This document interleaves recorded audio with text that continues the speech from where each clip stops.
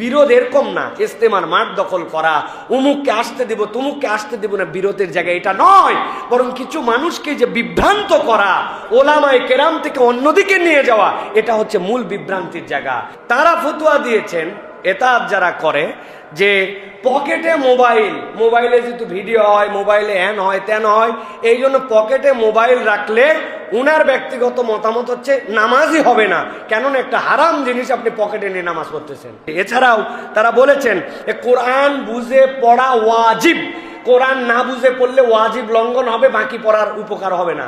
প্রথম কথা হচ্ছে তাবলীগের যে কাজটি, যে মেহনতটি, এটি ইসলামের অন্যতম একটা সৌন্দর্য, অন্যতম একটা সুন্দর কাজ। কিন্তু তাবলীগই ইসলাম, একমাত্র এইটুকুই ইসলাম, এই বোধের জায়গাটা মূলত আমাদের একটা ভুলের জায়গা। কেননা এই জায়গাটুকুকে প্রায়োরিটি দিতে যে আমরা অনেক সময় যেই সকল কথাবার্তা তাবলীগের যে দুই ভাগ হয়েছে এর এক পক্ষের মুরব্বীদের থেকে শুনেছি, এতে বোঝা যায় যে তারা অনেকাংশেই কতক ক্ষেত্রে আল্লাহ রাব্বুল আলামিন তাদের যে বোধ দিয়েছেন ওই বোধ বিচারটা তারা শরীয়তের উপর উঠাই ফেলছেন। কেন এই কথা বলছি খেয়াল করেন।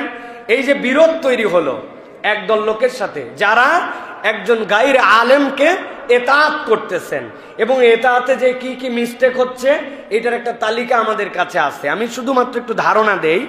তারা ফতোয়া দিয়েছেন এতাত যারা করে যে পকেটে মোবাইলে যেহেতু ভিডিও হয়, মোবাইলে হ্যান হয় ত্যান হয়, এই জন্য পকেটে মোবাইল রাখলে উনার ব্যক্তিগত মতামত হচ্ছে নামাজই হবে না, কেননা একটা হারাম জিনিস আপনি পকেটে নিয়ে নামাজ পড়তেছেন। এটা হচ্ছে তাদের ফতোয়া। শরীয়তের কোনো ফুকাহায়ে কেরাম, কোনো মুফতিয়ানে কেরামের এই ফতোয়া নাই, কিন্তু তাদের এই ধরনের ফতোয়া আছে। তারা আরো বলতেছেন যে কেউ যদি কোরআন শিখায়, সালাত আদায় করায়, এরপরে সালাতের বিনিময় হয় না, কোরআনের বিনিময় হয় না, কিন্তু যে হাদিয়া দেওয়া হয় আপনার কোরআনের শিক্ষককে অথবা আপনার ইমামকে, তারা বলছেন এইটা সম্পূর্ণ হারাম, এটা যে গ্রহণ করবে সে হারাম খায়। এটা তাদের মতামত। 3 নম্বর হচ্ছে তওবা কবুলের জন্য আমরা জানি 3টা শর্তের কথা বলা হয়েছে, কিন্তু উনারা ইস্তেহাদ করে বের করছেন যে একটা তওবা কবুলের শর্ত উম্মতে মুহাম্মদীকে ভুলায় দেওয়া হয়েছে। সেই ভুলটা কি? আল্লাহর রাস্তায় বের হওয়া, এটাও তওবা কবুলের শর্ত। দলিল কি? ওই যে একজন লোক 99টা খুন করলো, এরপরে বের হলো, একজন বলল গুনাহ ক্ষমা হবে না, তাকে হত্যা করে ফেললো, আলেমের কাছে গেল, বলল তুমি যাও অমুক ভালো লোকের আছে সেই দিকে যাই তওবা করো। আল্লাহ রাব্বুল আমিন এই বের হওয়ার কারণে তার তওবা কবুল করলেন, জান্নাতের দিকে তার পথ আগায় দিলেন। ওইটাকে দলিল বানায়, ওইটা নাকি চতুর্থ শর্ত। অথচ সাহাবায়ে কেরাম থেকে শুরু করে নবী করিম সাল্লাল্লাহু আলাইহি সাল্লাম থেকে শুরু করে ওইটা একটা বিশেষ প্রেক্ষাপটে নবী করিম সাল্লাল্লাহু আলাইহি সাল্লাম ফজিলত বর্ণনা করছেন, কিন্তু তওবা কবুলের শর্ত এটা করেন নাই। একজন অসুস্থ মানুষ যে হয়তো কখনো এরকম কোথাও বেরই হতে পারলো না, কিন্তু আল্লাহর কাছে ঘরে বসে যদি হাসপাতালে সে তওবা করতে চায় তাহলে বোঝা যাবে তার তওবা কবুল হবে না। এই সকল বিভ্রান্তিকর কথা তাদের মধ্যে বহু বেরিয়েছে। এছাড়াও তারা বলেছেন কোরআন বুঝে পড়া ওয়াজিব, কোরআন না বুঝে পড়লে ওয়াজিব লঙ্ঘন হবে, বাকি পড়ার উপকার হবে না। এখন বলেন তো ভাই, দুনিয়ার সকলে তো কোরআন বুঝে পড়তে পারবে না, তাহলে না বুঝে পড়লেই কি সে ওয়াজিব লঙ্ঘনকারী হবে? সে কি হারামের মধ্যে নিমজ্জিত হবে? এই ধরনের বিভ্রান্তিকর কথাবার্তা তাদের মধ্যে থেকে আসছে। এবং তাদের বক্তব্য হচ্ছে যে দিন একমাত্র শিখতে হবে মসজিদ থেকে, মাদ্রাসা থেকেও দিন শেখা যাবে না, সেখান থেকে নানান কিছু শেখা যেতে পারে, কিন্তু দিন শেখার একমাত্র জায়গায় হচ্ছে মসজিদ। এই জন্য মসজিদের বাইরে যে সকল মাদ্রাসা বা অন্য কোথাও দিন শেখা হয় এগুলো প্রকৃত দিন শেখা হয় না। এই সকল উদ্ভট কথা বলতে বলতে এক পর্যায়ে এরকম কথাও তাদের পক্ষ থেকে আসছে যে তাদের কাছ থেকে কেউ বলছে যে আমাকে একটু রুখসত দেন, আমি অমুক মসজিদে 1 মাসের জন্য এতেকাফ করতে যাব, আমি একটু এতেকাফ করব। বলা হয়েছে যে বেটা এতদিন পর্যন্ত দিনই বুঝলি না, তুই যে বের হয়েছিস সময় লাগানোর জন্য, এটাই তো চলমান এতেকাফ হচ্ছে। অথচ আল্লাহ রাব্বুল আমিন মসজিদে হারাম, মসজিদে নববী, আল্লাহর জন্য জামে মসজিদে কেউ এতেকাফ যদি করে এই এতেকাফের আলাদা ফজিলত বর্ণনা করছেন। তারা এগুলা সব ওশমিশ করে নিজেদের মতো একটা দ্বীনের কথা প্রকাশ করে বেড়াচ্ছে। এটা কারা করছে? যারা উলামায়ে কেরামের সাথে নিয়ে এই কাজ করছে না, তারা এই বিভ্রান্তির মধ্যে পড়েছে। এই জন্য আমরা বলবো প্রিয় ভাইরা, তবলিগ নিয়ে আসলে কোনো বিভ্রান্তি নাই, বরং যেই সকল মানুষ বুঝতেছে না, তাদেরকে অনুসরণ করতেছে, তাদেরকে এই সকল কথার থেকে রুজু করতে বলার পরেও তারা ইনিয়ে বিনিয়ে উল্টাপাল্টা কথা বলে। একটা কথা একজন আলেম বলেছেন, আমার কাছে শুনে খুব পছন্দ হয়েছে, ভাই আপনাদের হাসপাতাল ক্লিনিক এইগুলাতে অনেক ধরনের নার্স আছে, আছে না ভাই? ব্রাদার আছে না ভাই? একটা ব্রাদার একটা সিস্টার হাসপাতালে ধরেন 30 বছর ধরে পরিশ্রম করেছে, 30 বছর সেবা দিছে, 30 বছর পর তার নামের আগে তো ডাক্তার লিখতে পারবে? পারবে না ভাই? একজন ইঞ্জিনিয়ারিং ফার্ম যারা বড় বড় বিরাট বিরাট বিল্ডিং এর ডিজাইন করে, ওই ইঞ্জিনিয়ারিং ফার্মে একজন কম্পিউটার চালায়, ড্রয়িংও মোটামুটি করতে পারে, উনি 20 বছর ইঞ্জিনিয়ারের অ্যাসিস্ট্যান্ট থাকার পরে উনি হঠাৎ করে 20 বছর পর আলাদা ফার্ম দিয়ে নিজের নামের আগে ইঞ্জিনিয়ার লিখতে পারবে তো না ভাই? ফার্ম দিতে পারে, ক্লিনিকও বানাতে পারে, কিন্তু বৈধভাবে ইঞ্জিনিয়ার লিখতে পারবে না, বৈধভাবে ডাক্তার তার নামে লিখতে পারবে না।